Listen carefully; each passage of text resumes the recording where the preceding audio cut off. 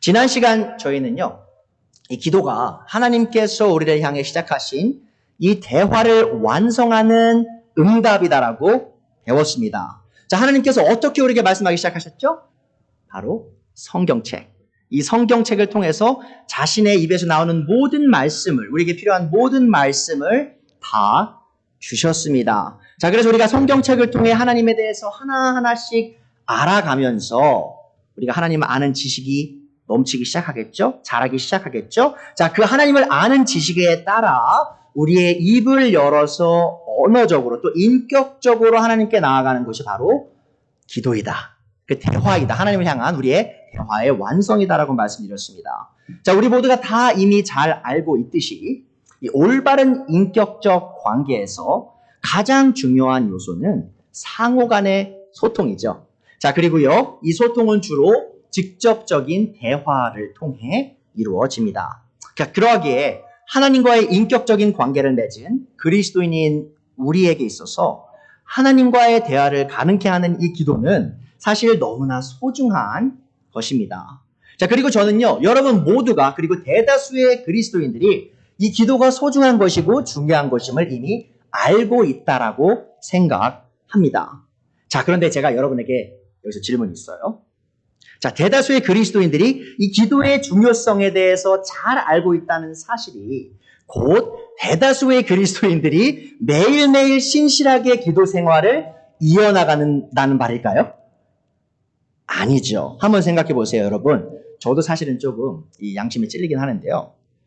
우리가 모두 운동이 중요한 걸 잘 압니다. 그렇죠. 운동해야지. 사실 새해에요, 많은 분들이 여러 가지 다짐을 하죠. 그 중에 가장 많이 하는 다짐이 뭐냐면 운동해야지 올해는. 자, 대다수의 사람들이 다 알아요. 운동이 건강에 좋다는 것. 자, 그런데 대다수는요, 운동을 하지 않는다는 겁니다. 자, 우리의 문제가 바로 뭐냐면, 자, 우리 많은 그리스도인들이 기도의 중요성은 알지만 그러나 기도하지 않는다. 그 말은 뭐냐면요, 우리는 이 기도 생활 없이 신앙생활이 가능하다라고 착각하며 살아가고 있다는 거죠. 사실 운동은요, 건강해지기 위해 하는 거지 살기 위해 하는 건 아니에요. 하지만 여러분, 기도는요, 운동보다 영적인 우리의 건강에 있어서 훨씬 더 중요한 위치에 차지한다는 것을 기억해 주시기 바랍니다. 정말 실제로요, 수많은 그리스도인들이 기도하지 않고 살아갑니다. 여러분, 제가 이게 여러분들을 뭐 혼내려고 하는 건 아니지만 많은 그리스도인들이요, 정말 지독하게 기도를 안 해요. 자, 제가 좀 설명을 드릴게요. 한 영적 부흥 컨퍼런스가 있었습니다. 그러니까 뭐냐면요, 이 많은 목사님들과 그리고 영적인 부흥에, 영적인 성장에 관심 있는 분들이 모인 자리였어요. 수천 명이 모인, 그리스도인이 모인 자리였는데 거기서 서베이가 하나 있었습니다. 자, 사람들에게 물어본 거죠. 하루에 얼마나 기도하십니까? 자, 결과를 봤어요. 자, 교회에서 목사님들, 장로님들, 집사님들, 직분자들이 주된 컨퍼런스였어요. 자, 그런데 평균적으로 이 지도자들인 사람들이 7분간 기도했다. 하루에 7분. 그런 결과가 있었습니다. 한번 생각해 보세요. 교회 직분자들, 교회 지도자들, 그리고 영적인 성장에 관심 있는 사람들, 그러니까 자기 돈을 써서요, 비행기를 타고 호텔을 잡고 그 컨퍼런스에 참석한 사람들이 하루에 평균적으로 7분 기도했다는 것이죠. 자, 그러면 그 외에 교회에 일주일에 그냥 교회만 왔다 갔다 하시는 그런 교회인들이라면 얼마나 더 기도를 안 할까요? 자, 근데 저는 잘 알아요, 여러분. 많은 성도님들이 기도 안 하는 걸 저는 너무 잘 압니다. 왜 그런지 아세요? 제가 그렇게 살았어요.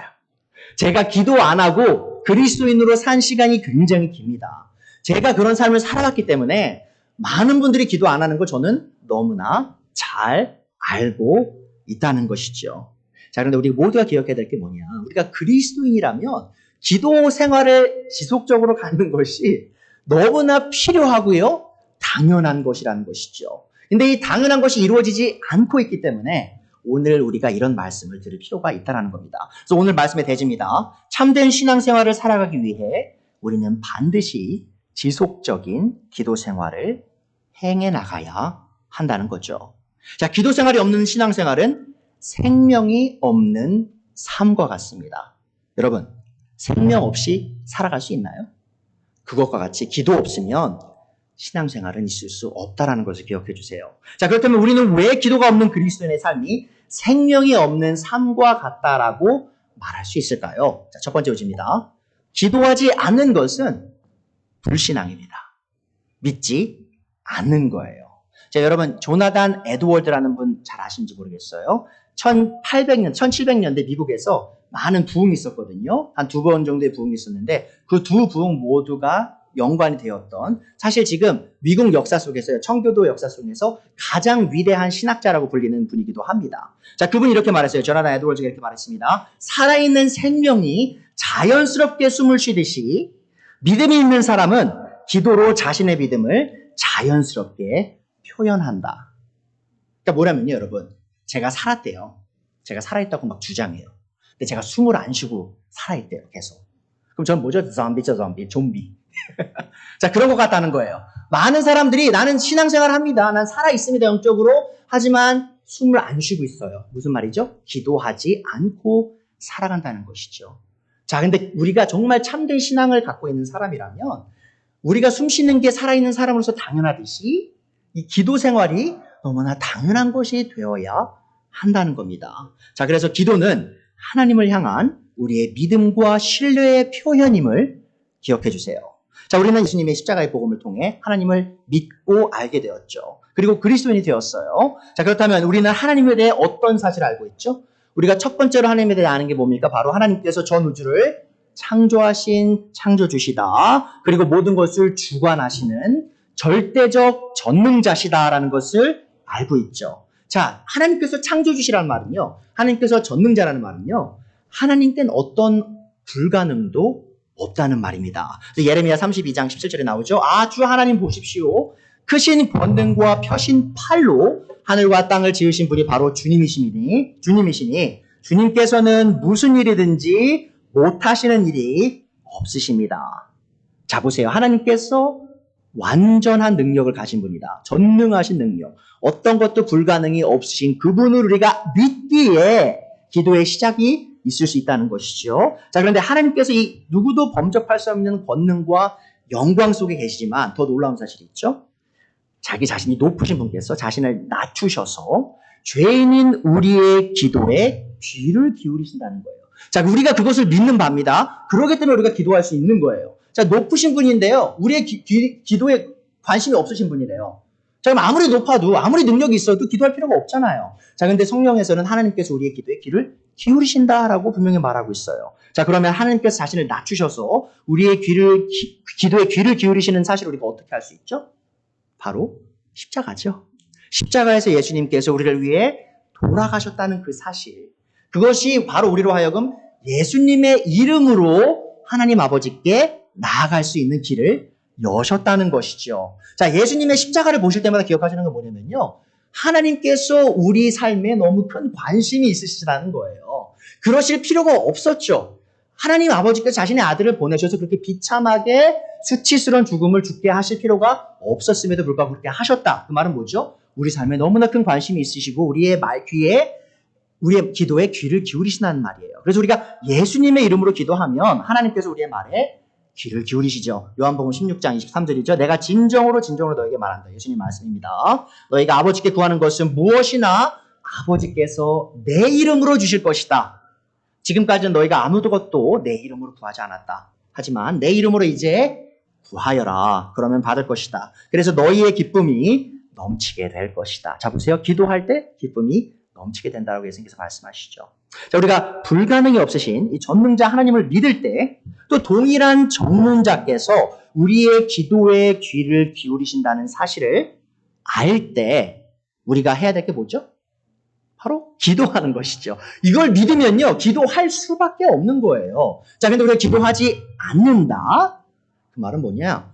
하나님을 향한 믿음에 우리의 문제가 좀 있다는 겁니다. 다시 말하면 하나님을 믿고 신뢰하는 사람은 하나님을 향한 자신의 믿음을 끊임없이 기도로 표현하게 될 겁니다. 자, 이 사실을 돌려 말하면요, 지속적으로 쉬지 않고 기도하지 않는 사람은 하나님을 믿고 신뢰하지 않는다는 말이기도 하죠. 자, 그러하기에요, 이 기도하는 삶은 믿음의 삶입니다. 자, 그리고 반대로 다시 한번 말씀드리면요, 기도하지 않는 삶은 불신앙의 삶이라는 것이죠. 여러분, 세상에는요, 두 종류의 무신론자들이 있습니다. 무신론이요, 한 종류가 아니에요. 두 종류가 있습니다. 자, 첫 번째 종류는 뭐냐면, 이 무신론자, 첫 번째 종류 무신론자들은요, 스스로 하나님이 존재가 없다고 결론을 내린 사람들이에요. 그리고 꺼리낌 없이 얘기해요. 하나님은 없다. 자, 그리고요, 그와 동일하게 자신의 삶을 살아가죠. 하나님이 없으니 내 삶을 책임질 이유가 없죠. 내 멋대로 살아가는 거예요. 자, 그게 바로 철학적 무신론자입니다. 그러니까 철학적으로 자기 생각에 결론을 내린 거예요. 하나님은 존재하지 않지. 그럼 내 멋대로 내 삶의 주인은 나야. 라고 살아가는 거예요. 자, 근데 두 번째 종류의 무신론자가 있어요. 이 사람들은요, 입으로는 하나님이 있다고 말해요. 생각은 해요. 하나님 존재하시지. 자, 그런데요, 삶 속에서 어떻게 사냐? 마치 하나님이 존재하지 않는 것처럼 살아가요. 자, 보시죠. 인지 부조하죠? 자기가 아는 것과 행하는 게 다른 거예요.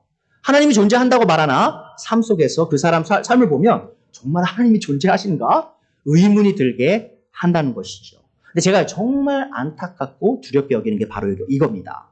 수많은 교인들이 있죠. 교회에 나오는 사람들, 수많은 사람들이요, 입으로 하나님이 존재한다고 고백해요. 자, 근데 실제 삶에서 마치 하나님이 존재하지 않는 것처럼 살아갑니다. 자, 그리고 이러한 실현적 무신론자가 왜 실현적 무신론자라고 결론 내릴 수 있냐? 기도하지 않기 때문이죠. 자신의 삶 속에서 하나님을 향한 대화가 전혀 없어요. 그렇기에 우리는 그 사람들을 실행적 무신론자라고 결론 내릴 수밖에 없는 겁니다. 혹시라도요, 여러분이 기도하지 않는 삶을 살고 계시다면 지금 이 시간 여러분의 믿음을 다시 돌이켜 보실 필요가 있습니다. 내가 지금 숨을 쉬고 있지 않는데, 기도하고 있지 않은데 내 삶이 지금 영이 혼이 살아있는 것인가? 자, 기도하는 이 삶은 신앙의 삶이며 기도하지 않는 삶은 불신앙의 삶입니다. 자, 여러분이 매주 교회 나오고 여러 종교적인 활동을 한다 할지라도요, 여러분 스스로 여러분의 골방에서 하나님 아버지와 대화를 나누지 않고 계시다면 예수님의 이름으로 지금 여러분의 믿음이 참된 것인지 확신할 여지가 없다라는 거예요. 자, 그리고 여러분이 참된 믿음이 있는 그리스도인으로서 기도하지 않고 계시다면 정말 심각하죠? 우리가 신자라고 말하지만 불신자처럼 살아가고 있는 겁니다. 또한 여러분이 기도하지 않는 삶을 살아가고 있다면 여러분 스스로는 그것을 부끄럽게 여기셔야 합니다. 제가 여러분 이 설교자들 중에 설교하는 그런 여러 원리들 중에요, 그런 게 있어요. 사람들을 너무 죄책감 느끼게 하지 마라. 그러니까는 뭐냐면 이제 manipulation이라고 하죠. abuse. 그러니까는 정신적으로 그런 abuse를 하지 마라. 사람들에게 그런 네가 막 사람들 막 죄책감을 느끼게 해가지고 막 어떤 행동을 하게 하지 마라라고 하는데요. 여러분, 저는 그건 동의하지 않습니다. 여러분이 만약에 설교 들으실 때 죄책감을 안 느끼시면요, 그 설교자가 잘못된 거예요. 무슨 말이냐면 제가요, 제 삶에서 제가 기도하지 않았다고 했잖아요. 근데 제가 기도하게 된 계기가 뭔지 아십니까? 제가 부끄럽기 시작했어요, 제 자신이. 제가 이 사실을 알게 된 거예요. 아, 성경에서 이 기도가 신앙생활에 너무 중요한 거라고 가르치고 있구나, 이걸 알게 되면서 제 자신이 너무 부끄러워진 거예요. 사실 누가 저한테 와가지고 영희야, 너 기도해야 되고 말은 안 했어요. 근데 제 스스로 하나님 앞에서 하나님, 저는 기독교인입니다 라고 고백은 했는데 기독교인처럼 살아가지 않았어요, 제가. 제 자신이 너무 부끄럽기 시작했죠. 자, 그래서 하나님께 제가 소원을 했죠. 어떤 소원을 했냐? 하나님, 그럼 오늘부터 제가 매일매일 기도하겠습니다. 자, 제 삶이 그런 변화를 경험했기 때문에 사실 저는 여러분이 내가 기도하지 않는 것에 대해서 부끄럽게 여기시는 거에 대해서 그렇게 두렵진 않아요. 그렇게 하셨으면 좋겠어요. 왜냐하면 제가 그걸 경험했으니까. 여러분이 정말 그동안 이 기도하지 않으셨다면, 혹은 여러분의 삶에 변화가 많이 없으셨다면, 교회는 다니지만 신앙생활을 오래 했지만 정말 삶이 변하지 않는다. 제가 그랬거든요. 교회도 오래 다녔어요. 신앙생활 나름 열심히 했어요. 봉사도 나름 했어요. 근데 제 삶이 변하지 않았거든요. 제가 계속 술 먹고요, 담배 피고요, 클럽 다니고요. 그리고 저는 여러 가지 중독에, 성적인 중독에도 저도 노출되어 있었어요. 자, 그런 제가 기도하기 시작하면서 그런 잘못된 것들이 하나하나 변화되기 시작했다는 것이죠. 자, 예수님께서 뭐라고 말씀하셨죠? 너희가 내 이름으로 구하면 너희의 기쁨이 넘치게 될 것이다. 제가 그걸 경험한 거예요. 제가 기도하기 시작하면서 세상에서 느꼈던 기쁨 있죠? 그런 기쁨이 더 이상 기쁨이 아니게 됐어요. 왜죠? 하나님이 주시는 기쁨이 훨씬 크니까. 세상의 기쁨이 너무 가치 없게 돼버린 거예요. 그래서 하나님과의 교제를 통해, 기도를 통해 제 삶의 영적인 성장을 제가 경험했다라는 겁니다. 제가 여러분이 좀 놀라실지도 모르겠지만 제가 한 마디를 할 때마다 욕하던 사람이에요. 제 입에서 욕이 떠나지가 않았어요. 제가 사람들, 친구들 술 먹이고 욕하고 그런 사람이었어요, 제가. 그런 제가 지금 여러분에게 사랑의 말을 하려고 노력하잖아요. 그게 어떻게 가능했냐? 제가 기도하기 시작하면서 제 삶이 변했다는 겁니다. 다시 한번 말합니다, 여러분. 기도하지 않는 것은 불신앙입니다. 이 한 가지 이유만으로도 우리는 신앙인으로서 기도하기 시작해야 합니다. 그렇죠? 자, 그런데요. 기도해야 될 또 다른 이유가 있습니다. 그것은 바로 기도하지 않는 삶이 교만한 삶이기 때문이죠. 자, 두 번째 요지입니다. 기도하지 않는 것은 교만입니다. 자, 우리 모두가 잠깐 멈춰서 우리가 왜 열심히 기도하지 않는지 그 이유를 한번 생각해 볼 필요가 있어요. 자, 우리가 기도하지 않는 이유는 우리가 교만하기 때문입니다. 자, 우리는 때때로 우리 스스로의 힘으로 우리의 삶을 꾸려나갈 수 있다라고 착각해요. 자, 내가 열심히 공부해서 좋은 성적 받으면 되지. 내가 열심히 준비해서 좋은 직장 얻으면 되지. 내가 열심히 일해서 사업을 번창하게 하면 되지. 라는 생각이 기도하지 않게 한다는 것이죠. 자신 스스로 여러 가지 일들을 이루어 나왔고요. 또 이루어 나갈 수 있다라고 교만하게 생각하기에 이 기도의 필요성을 느끼지 못하는 겁니다. 자, 하지만 기도하는 사람은 자신의 무능과 하나님의 전능하심을 인정하는 겸손한 사람이죠. 자, 그래서 기도는 자신의 무능함과 하나님의 전능하심을 고백하는 행위입니다.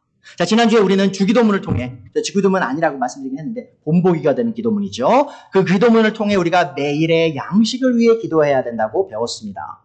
자, 현대에요. 특히 우리처럼 이 풍족한 국가에서 한국이 됐든 미국이 됐든 우리 모두 풍족한 국가에서 살아요. 사실 하루치의 양식을 위해 기도하는 게 조금은 우스운 일이라고 생각할 수도 있어요. 자, 그렇지 않나요? 왜 그렇죠? 우리가 아무리 못 사는 사람도요, 집에 딱 가서 냉장고 문 열면요, 최소한 한 일주일치 먹을 정도는 있어요. 그리고 냉동실 특히 열어보면 뭐 한 달도 먹죠, 사실. 쟁여놓은 게 너무 많으니까. 자, 그리고요, 대다수의 사람들이 사실은 이 돈이 없어도요, 더 이상 버는 돈이 없어도 최소한 짧게는 몇 달에서 몇 년까지 먹고 살 만큼 돈이 있습니다.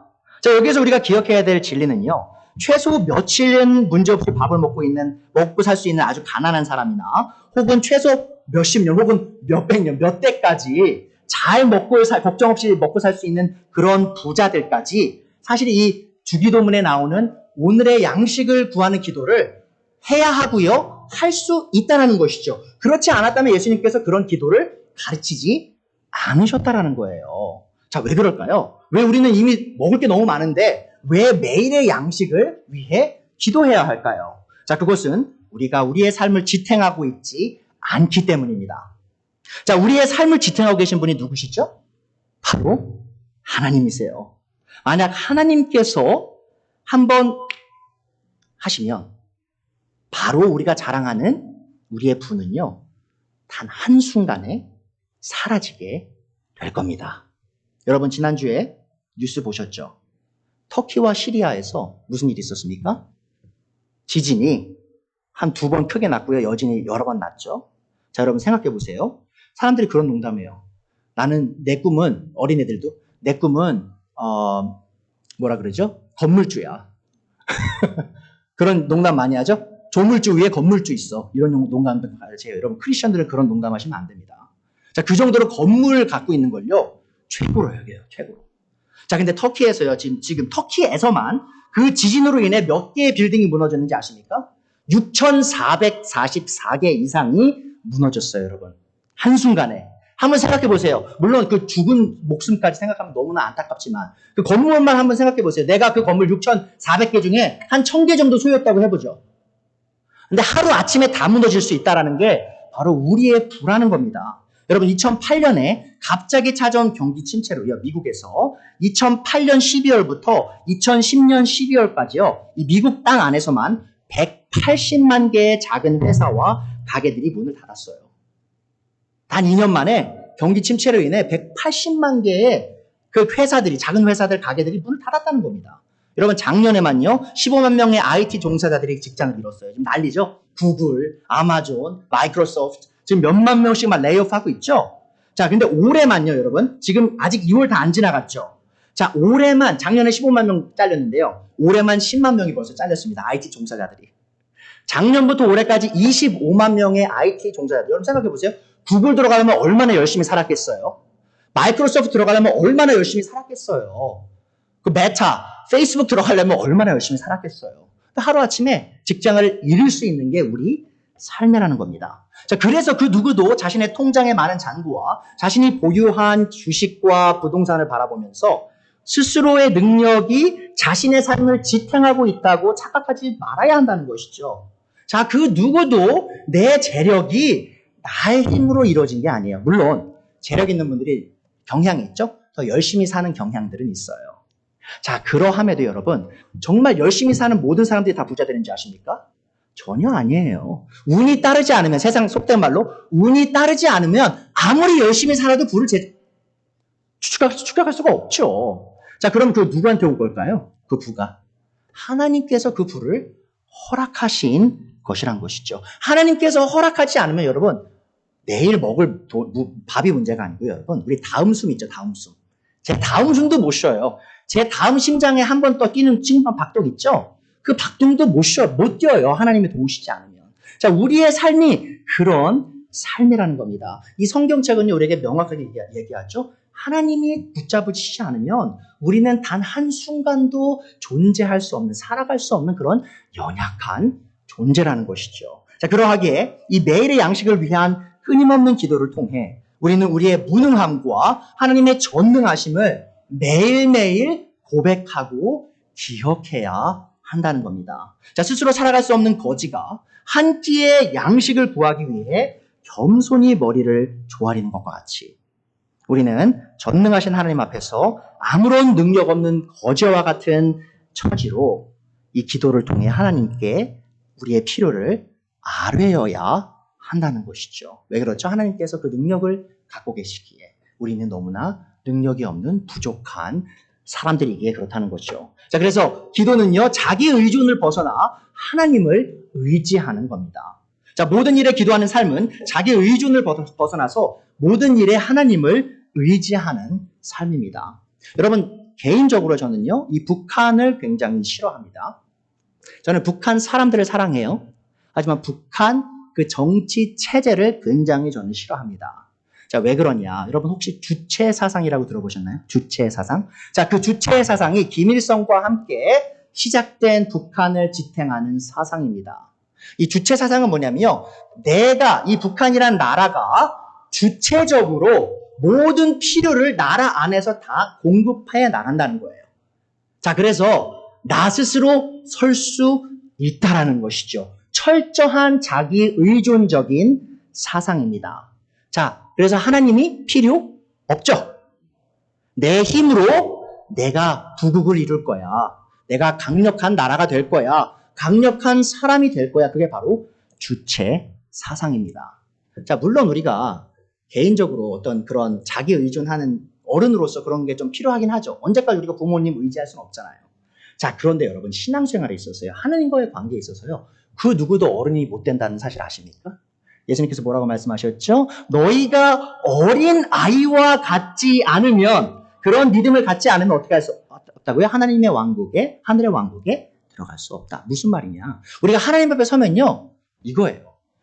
하나님을 의지하지 않고는 살아갈 수 없는 존재가 우리라는 겁니다. 그 누구도 머리가 두꺼워져가지고 하나님 앞에 가가지고, 하나님, 내가 과거에는 하나님 의지했지만 이제 좀 혼자 살 수 있잖아요.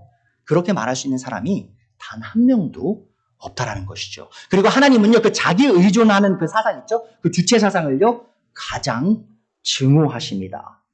자, 하나님께서 심장 안 뛰게 하시면 살 수 없는 사람이 뭐라는 거예요, 하나님한테? 난 너 필요 없어. 너는 존재하지도 않아. 라고 말하고 있는 거예요. 얼마나 어리석은 겁니까? 하나님은 그것을 증오하신다는 것이죠. 자, 오늘의 본문 중에 하나님, 야고보서 2장, 4장은요, 우리가 이 하나님께 선한 것을 얻지 못하는 이유 중 하나가 기도하지 않기 때문이라고 말했었죠. 다시 한번 보세요. 여러분은 욕심을 부려도 얻지 못하면 살인을 하고 탐려도 가지 못하면 다투고 싸웁니다. 여러분이 얻지 못하는 것은 구하지 않기 때문이요. 자, 한번 생각해 보세요, 여러분.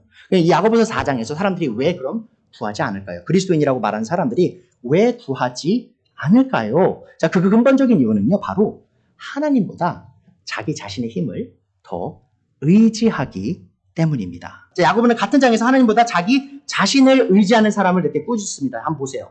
야고보서 4장 13절에서 16절인데요. 여기서 자기 자신을 하나님보다 의지하는 사람의 모습이 나옵니다.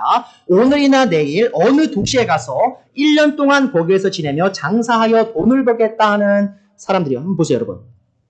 문제 있나요? 오늘이나 내일이나 다른 도시 가서 한 1년 동안 열심히 장사하면서 살겠다. 뭐가 문제죠? 자, 들어보십시오. 야고보가 꾸짖어요. 여러분은 내일 일을 알지 못합니다. 여러분의 생명이 무엇입니까? 여러분은 잠깐 나타났다가 사라져버리는 안개에 지나지 않습니다. 여러분 보세요. 내가 1년 동안 살아보겠다라고 생각했어요. 내가 그 정도는 할 수 있지. 자, 근데 야고보가 뭐라고 하죠? 여러분은 한순간도 스스로 버틸 수 없는 연약한 존재입니다라고 얘기하고 있어요. 그래서 우리가 도리어 어떻게 말해야 되죠? 15절. 도리어 여러분 이렇게 말해야 할 것입니다. 주님께서 원하시면 우리가 살 것이고 또 이런 일이나 저런 일을 할 것이다.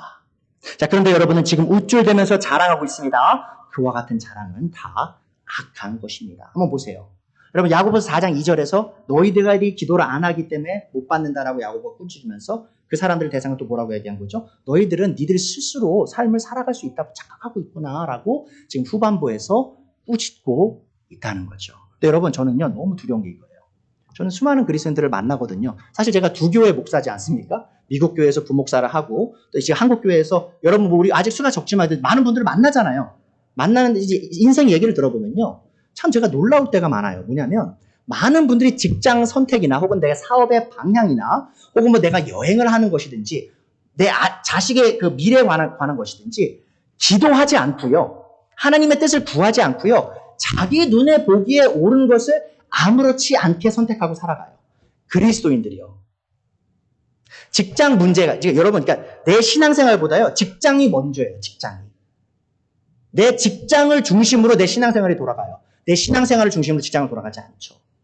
자, 그래서 내가 돈을 좀만 더 많이 벌 수 있으면 그 길을 그냥 가는 거예요. 그게 하나님의 뜻인지 아닌지는 부차적인 거죠. 내가 더 편하게 살 수 있는데, 내가 몇 년 더 빨리 은퇴할 수 있는데 그 길이 그 갈 길이지.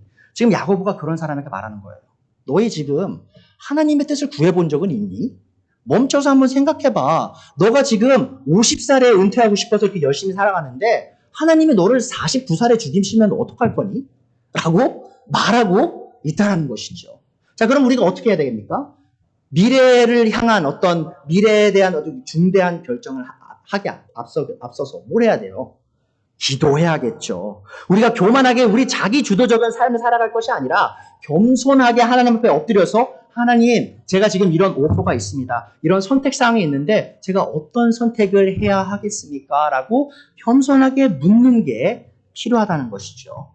자, 우리가 하나님의 뜻을 어떻게 구할 수 있죠? 바로 끊임없는 기도로 하나님께 우리의 삶의 모든 것들을 낱낱이 아뢰는 겁니다. 근데 여기서 조심하셔야 될 게 뭐냐면요. 제가 이제 간증들을 많이 들어보면 이 기도관에서 특히 많은 분들이 기도를요. 하나님과의 대화라는 걸 알아요. 근데 이렇게 생각하세요. 어떤 대화라고 생각하냐면 내가 하나님 이게 어떤 것이 하나님의 뜻이죠? 라고 물으면 어떤 식으로 하나님께서 나에게 사인을 확 주셔가지고 하나님 나한테 이렇게 말씀하실 거야 라고 생각하시는 분들 있거든요. 그건 또 잘못된 겁니다. 제가 말씀드렸죠. 하나님 우리에게 어떻게 말씀하시죠? 성경책을 통해 말씀하세요. 자, 그래서 기도하실 때 한 번, 몇 번 기도하고 이런 느낌이 왔어. 하나님이 응답하셨어. 그게 아니에요, 여러분. 시간을 두고 천천히 기도하실 때 하나님께서 여러분의 마음에 어디를 가야 할지를 음성으로 들려주시는 게 아니고요. 평안을 주실 거예요. 자, 그리고요. 성경 말씀을 기반으로. 자, 이 직장이 좋은 오퍼가 왔어요.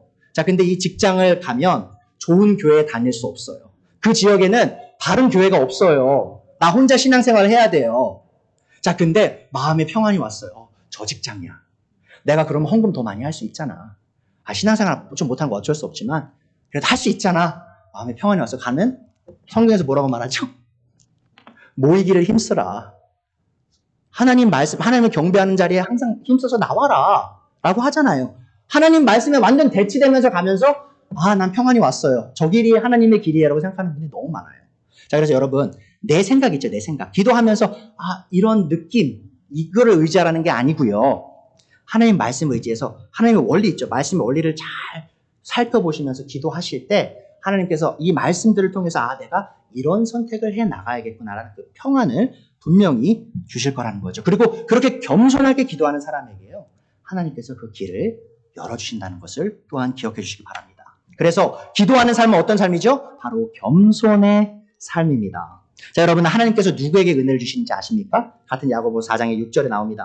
그러나 하나님께서는 더 큰 은혜를 주십니다. 자, 누구에게 주시냐? 성경에 이르기를 잠언 3장 34절인데요. 하나님께서는 교만한 자들을 물리치시고 겸손한 사람들에게 은혜를 주신다라고 말합니다. 자, 여러분, 하나님 은혜 원하시죠? 하나님 은혜 만끽하셨으면 좋겠어요. 제가 여러분 모두가. 자, 그러기 위해 선행되어야 되는 게 뭡니까? 바로 겸손. 하나님 앞에 우리를 낮춰야 되죠. 자, 바로 여러분의 이 모든 삶의 문제를 하나님께 가져가 겸손하게 하나님께 아뢰야 한다는 거죠. 자, 기도하지 않는 사람은 교만한 사람이고요. 하나님께서는 그런 사람을 물리치십니다. 자, 기도하는 사람은 겸손한 사람으로서 이 하나님의 은혜를 얻는 사람임을 기억해 주세요. 자, 우리가 지금까지 배운 거 잠깐 복습하겠습니다. 자, 먼저 뭘 배웠죠? 기도하지 않는 것은 제가 불신앙이라고 말씀드렸어요. 자, 그럼 두 번째로 배운 건 뭡니까, 지금?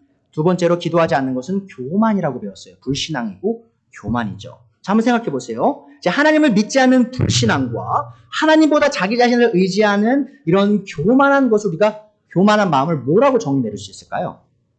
성경적으로요. 이 불신앙과 교만은 죄입니다. 그렇죠? 죄예요. 하나님을 향한 죄죠. 자, 여러분은 하나님을 향한 이 불신과 자기 자신을 의존하는 이 교만한 마음이 인류의 첫 번째 죄의 동기였음을 알고 계십니까? 여러분, 인류의 첫 번째 죄가 어디에서 일어났죠? 에덴 동산에서 일어났죠. 자, 이브가 그 선과학을 알게 하는 나무에서 나는 열매를 먹지 말라는 그 하나님의 말씀을 어길 때 잘 생각해 보세요. 왜 그런 선택을 했을까, 이브가? 자, 하나님께서 뭐라고 말씀하셨죠? 너희가 이 열매를 먹는 그날에 너희는 정녕 죽으리라 말씀하셨어요. 자, 그런데 뱀이 와서 뭐라고 했죠? 너희는 절대 안 죽어. 자, 지금 이브가 무슨 말을 믿은 거예요? 뱀의 말을 믿은 거예요. 이브의 신앙이 지금 어디 있죠? 하나님에게 향했나요? 아니죠? 사탄에게 향했어요. 그게 불신앙입니다, 여러분. 믿지 않은 거예요, 하나님의 말씀을. 자, 근데 여기서 한 걸음 더 나가야죠. 자, 뱀이 너희가 정녕 죽지 않는다. 그리고 뭐라고 말했죠? 너희가 그걸 먹는 날에 누구와 같이 된다 그랬죠?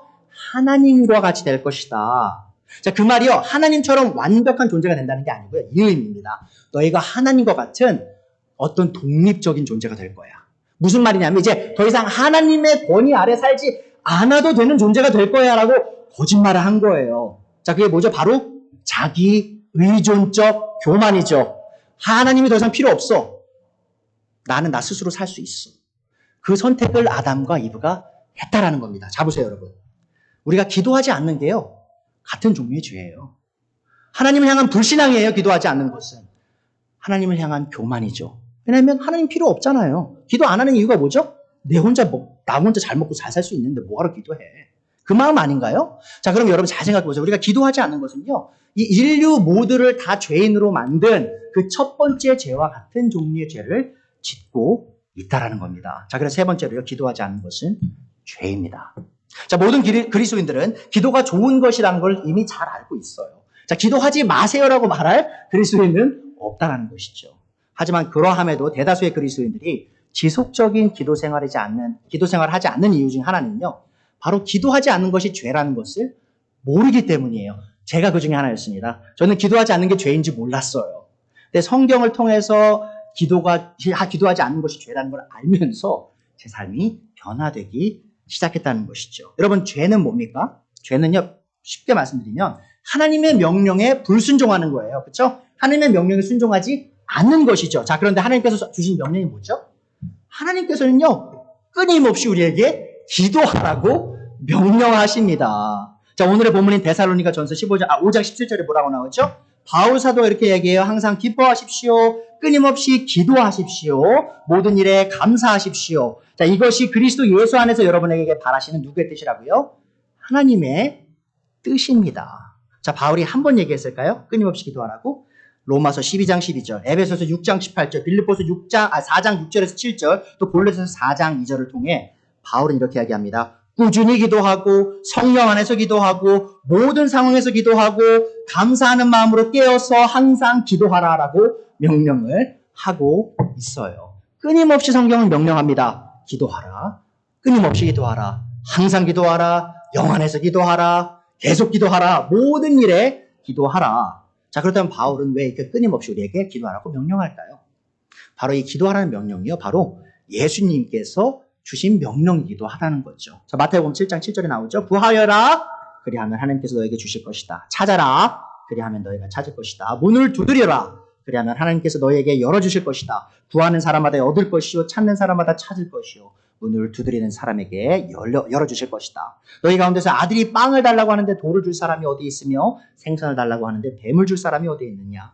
너희가 악해도 너희 자녀에게 좋은 것을 줄 줄 알거든. 하물며 하늘에 계신 너희 아버지께서 구하는 사람에게 좋은 것을 주지 아니하시겠느냐. 구하라라고 3번 명령하시죠.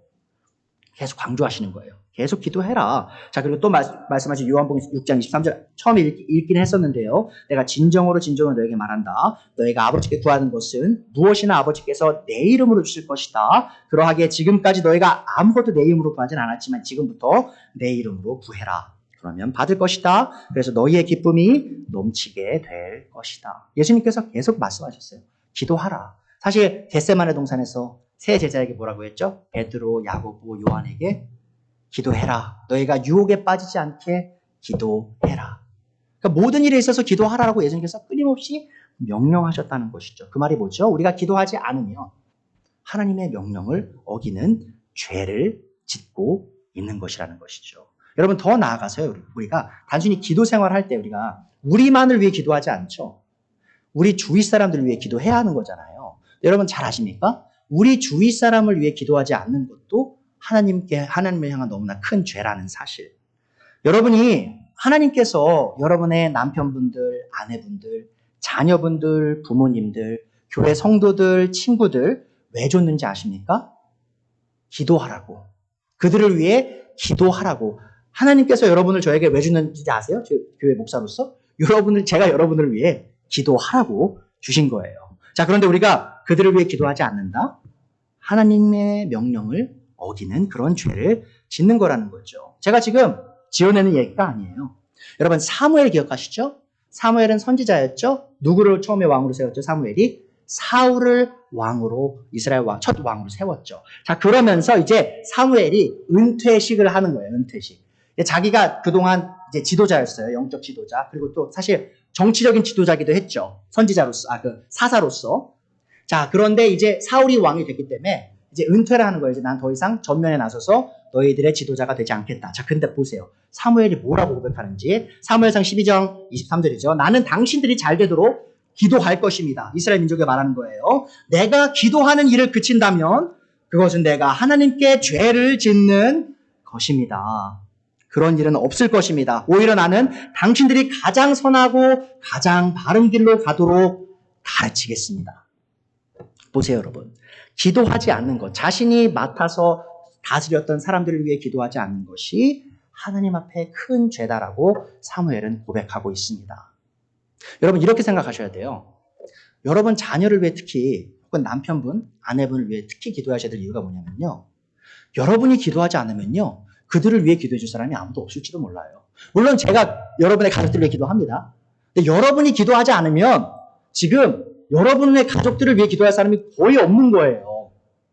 그걸 기억해 주셔야 돼요. 그리고 그건 너무나 큰 죄라는 거죠. 다시 한번 말합니다. 기도하는 것은 하나님께 순종하는 것이고요. 기도하지 않는 것은 하나님께 죄를 짓는 것입니다. 그러하기에 기도하는 삶이 바로 순종의 삶임을 기억해 주세요. 자, 여러분 하나님을 사랑하십니까?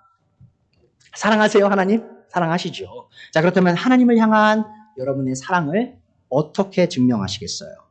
예수님께서 말씀하시죠. 요한복음 14장 23절입니다. 누구든지 나를 사랑하는 사람은 내 말을 지킬 것이다. 자, 그리고 24절에 뭐라고 나오죠? 나를 사랑하지 않는 사람은 내 말을 지키지 아니한다. 여러분, 이게 제 간증입니다. 제가요, 기도하지 않았다 그랬잖아요. 그러면서 제가 기도하기 시작했다고 했잖아요. 이 구절이에요. 제가 이 구절을 봤어요. 제가 나름 예수님 사랑한다고 생각했거든요. 자, 근데 제가 이 말을 딱 보고 나를 사랑하는 사람은 내 말을 지키고 나를 사랑하지 않는 사람은 내 말을 안 지킨다라는 예수님의 말씀 보고요. 제가 꼬꾸라졌어요. 내가 말로 수십 번, 수백 번 예수님 사랑합니다라고 고백해도 기도로서 하는 예수님의 명령을 순종하지 않으면 나는 지금 하나님을 사랑하고 있지 않는 것이구나. 라면서 제가 제 자신이 부끄러워지고 기도하기 시작했다는 것이죠. 여러분의 삶은 어떻죠? 여러분의 삶이 어떤 기도로 지금 구성되어 있습니까? 혹시라도 여러분이 기도해야 할 만큼 하고 계시지 못하다면 오늘의 이 예수님의 경고의 말씀이 여러분의 마음을 비수처럼 꽂았으면 좋겠어요. 제가 지금 여러분 기분 안 좋으라고 죄책감 느끼라고 제가 지금 하는 게 아니고요.